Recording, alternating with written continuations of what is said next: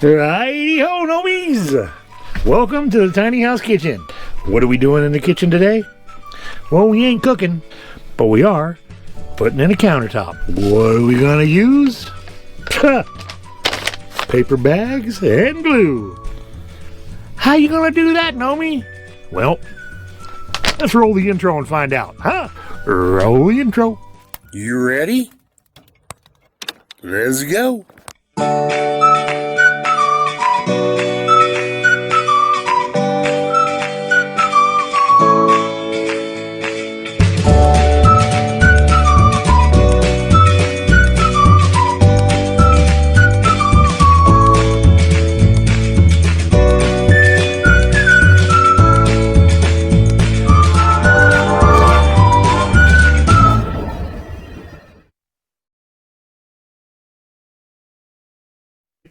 You did hear me right. I did say we're making a countertop out of paper bags and glue. We're doing it. Now, this is a pretty cool technique, and it's super affordable to do, and it gets a really cool effect when it's done. I've done floors, I've done walls. This is the first time I've done a countertop. I'm sure it's going to work out just fine, though. Let's see what's going on here and what we got to do. All right, let's take a little tour here. If I can get this camera off. Maybe. There we go. Okay. Alright, nomies. Here we got our used plywood salvaged from the Lowe's. And in fact, our whole kitchen's been salvaged out of the pallet pile. These are all pallet boards. This wire that's holding it all together, holding it up, it's all recycled. Don't mind the organized chaos. But anyway, what we're working on today is this countertop here. And it's about 8 foot long. It's got a little notch in it right here, which means that if I was going to order this thing, I'd have to order a custom size, or I could build a custom one. All that costs a lot of money, and when we're on a roll with using free stuff, we got to keep it on the cheap. So that's why we're going to pull out some wood glue, we're going to pull out some paper bags, and we're going to cover this thing and make it all pretty, and you're not going to believe what it's going to look like when it's done. Anyway, first things first, I got a trim piece here I got to take off. Now, I did have this piece, I already flipped this one over because I did put these down a couple years ago, and as you can see, they got a little stain from use, but I planned on it ahead on that. So all these bad knots, they're up, they're going to be flipped over because the good side's on the other side. Alright, let's get our screw gun out and get jiggy with it.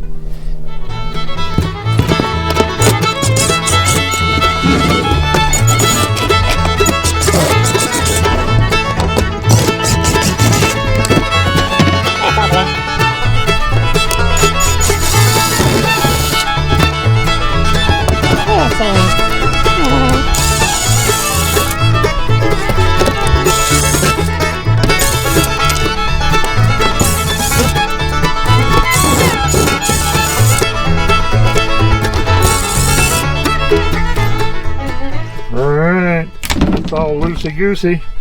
Now I need both hands to flip it over. I'll be back.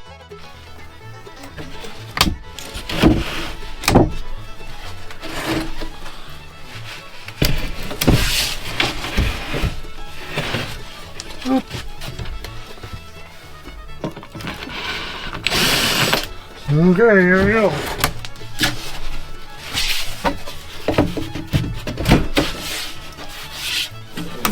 Flip it around this way. That side's a much better. Alright, I'm going to screw this back down. In fact, I'm going to replace this piece right here because it's warped, and actually warped our top here a little bit, so let me get that done here real quick, huh? Alright, we got that twisty board swapped out and everything's screwed down nicely. So we're going to get rid of this, turn that into firewood. The next thing we need to do is we need to prep our surface. When you're using glue or epoxies or anything on top of plywood like this, you want to seal it, because what happens is this plywood's super dry and it's going to suck all the liquid out of whatever you're going to put on here for glue. So if you can seal that up so it sticks and doesn't just suck all the moisture out of it and dry out and crinkle up, you're doing good. So that's what we're going to do. We got some primer, and all we're going to do is just prime this thing up, get it all sealed up, and we'll fill in some cracks here, and then let it cure and break out the paper bags. All right, normies, nothing too fancy here, just your standard Kilts 2. Oh, how about some light? There we go. Just your standard Kilts 2 and a brush. Get up.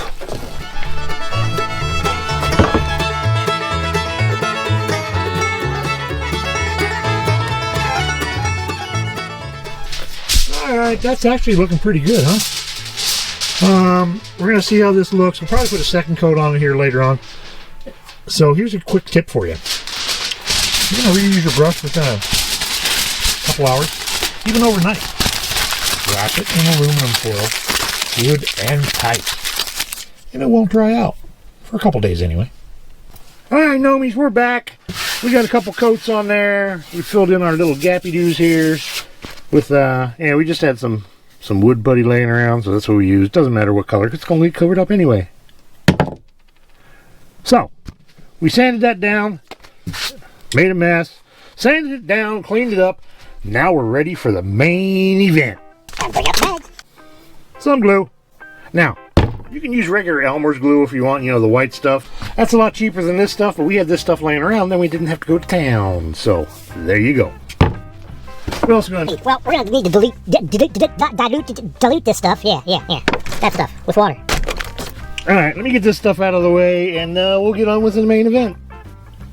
Alright, you're going to want to start off with your paper bags. If you're using paper bags, now you can use craft paper, which you can get in the contractors type store, big box places. Comes in big rolls. You don't need that much. Paper bags are free. That's why we use them. But first we got to get them ready. If they got these handles on them, get them off of there. Don't matter if you rip them or not.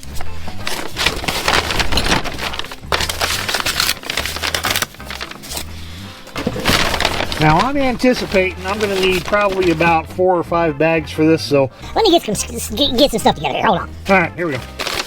I got some skizzers just in case. Now you want to make sure your bags are clean, and time to disassemble. I like to sort of try and find the seam, which is usually here in the back. This part there.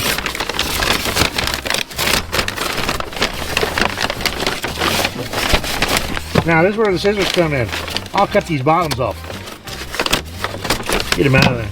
Let's get started. Mostly you can use your hands.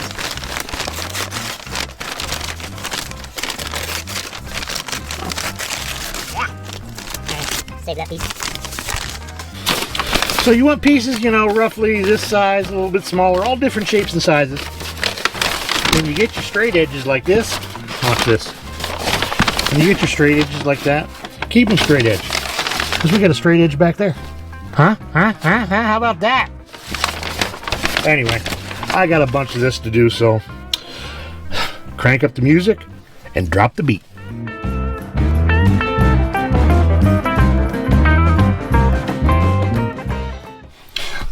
Voila!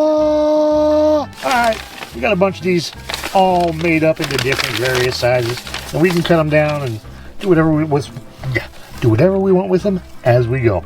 But first we want to lay out our back edge. Make sure we got enough straight ones to go across there. Alright, I got my straightest edges pieces here, and I got the rest of them in this bag. We'll deal with these later. Let's get this lined out, huh?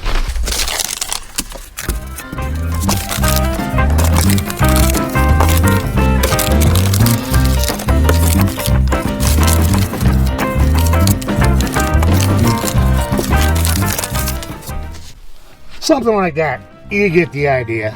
Alright. This really didn't have to be as critical as I made it, but I just wanted to show you how it's done, because remember, that's got that piece of trim that goes across there. It's going to hide all that. Anyway, what's next? Alright. Really? That's what's next. And we got to do it a lot, so you know how it goes. Drop the beat.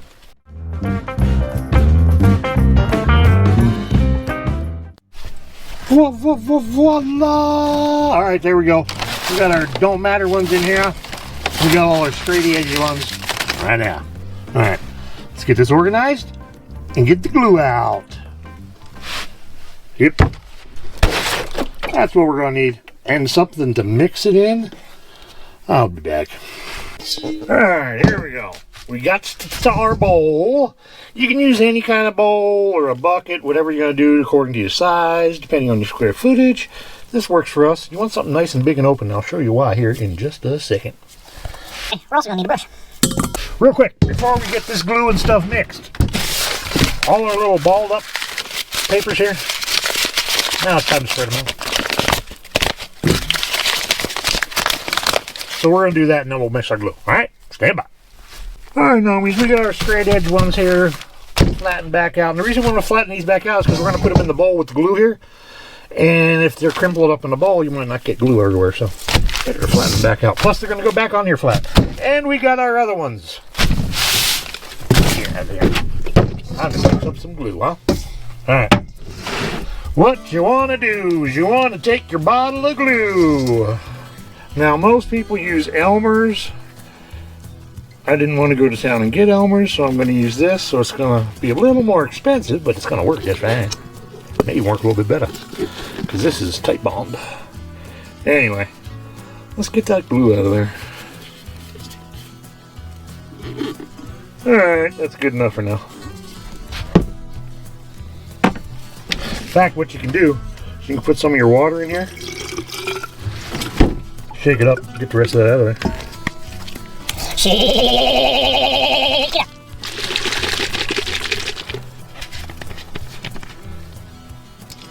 There we go. Alright, some of you may be asking, what's the ratio of water to glue? And I can honestly tell you, I don't flippin' know. It's all about consistency. And what you want is the consistency of, I don't know, somewhere between half and half and heavy cream, because you want it to soak good into the paper. Hopefully that's not too much. No, I got a little bit of backup glue. Oh, that might be perfect. That just might be perfect. Oh yeah. So you want the consistency of like a heavy cream or a half and half.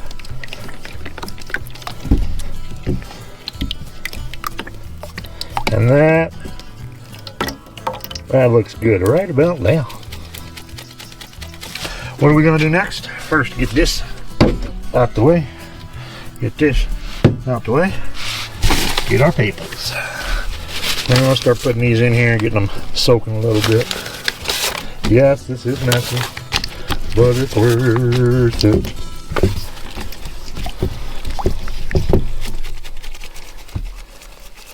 Okay, let me get these out of here.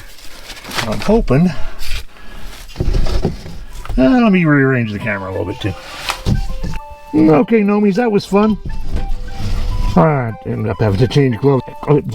Try moving the camera with glue on your hands. Alright, Nomies, here we go. We're going to start back here in the corner. We got our straight edges in the bowl here. We're going to take a little bit of this gluey stuff with the brush and spread it out, because we want to make sure that this has enough glue underneath it. And what you're going to do, you're going to wring some of the glue out. Then you're going to open it back up. And hopefully that's the piece you need. If not, it'll do. Let's see, there's the straight part.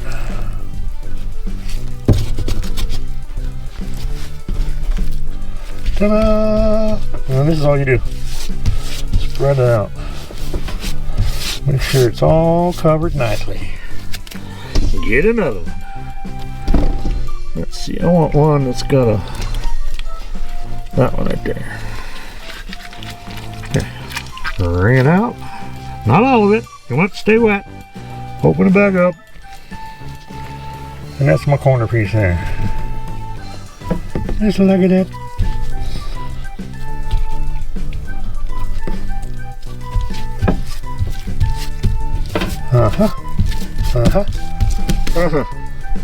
Alright, I'm going to get sketchiated and get this whole thing done. So, crank it up.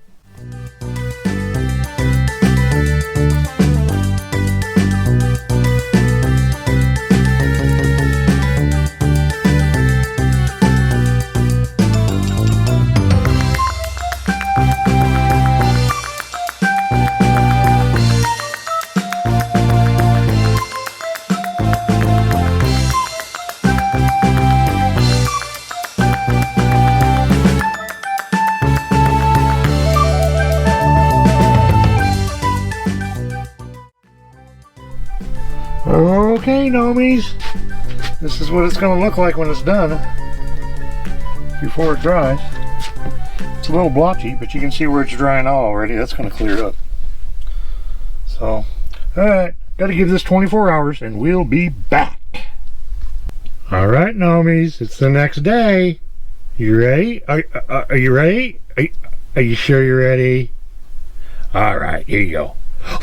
Voila! Check it out. Ooh, yeah, baby.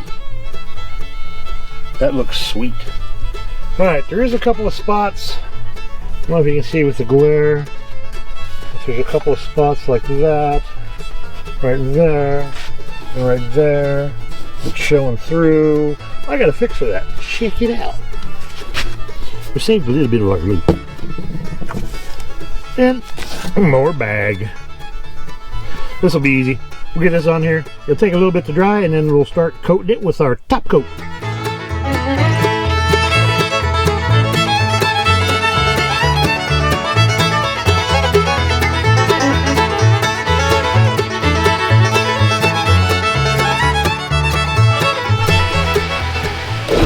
Alright, Nomies. That little fan made quick work of it. We got all them patches done. Man, does that look freaking awesome or what? I forgot how cool this looks. Anyway, if you find any little high spots like on your paper stuff, don't worry about that right now. We're going to get a couple of coats of the top coat on here, and then we'll deal with that and we'll show you all about it. Top coat, what are we using? We're using a spur urethane. This is an exterior type polyurethane. It holds up to the elements and moisture especially. That's why I chose it for a countertop, because it's a kitchen. It gets moist once in a while. Anyway, alright, this is what we got. This stuff, when you're getting ready to use it, do not shake it. It gets little air bubbles in there. Give it a good stir. Let's get everything together, like our brush, and yeah, get jiggy with it.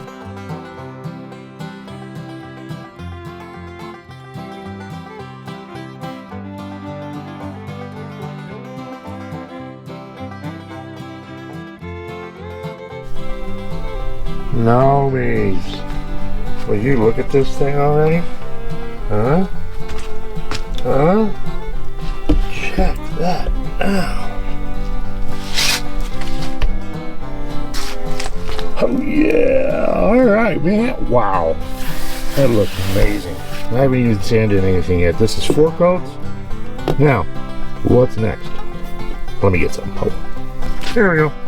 We just need a little bit of a sanding sponge. Now this is a medium fine, probably about like a 180. And what this is going to do is, remember I said you might have some little edges of the paper sticking up? Well, the reason we waited till we put the top coat on is because we wanted them to get hard so we can sand them down.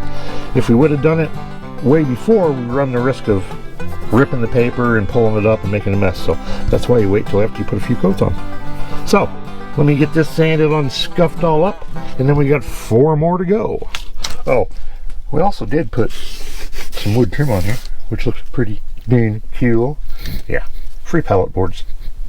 I don't know, hopefully you can see that okay. You just knock down some of the little high ridges. And there are high and low spots because this is a textured surface. So you don't want to go too crazy and then sand down into your paper because you mess it up. But that's sort of what it's going to look like when you're done. And yeah. So I'm going to get a damp cloth, get all this dust off of here, and get back to putting coats on. But you already saw how I did that, so we'll get back to you when it's done.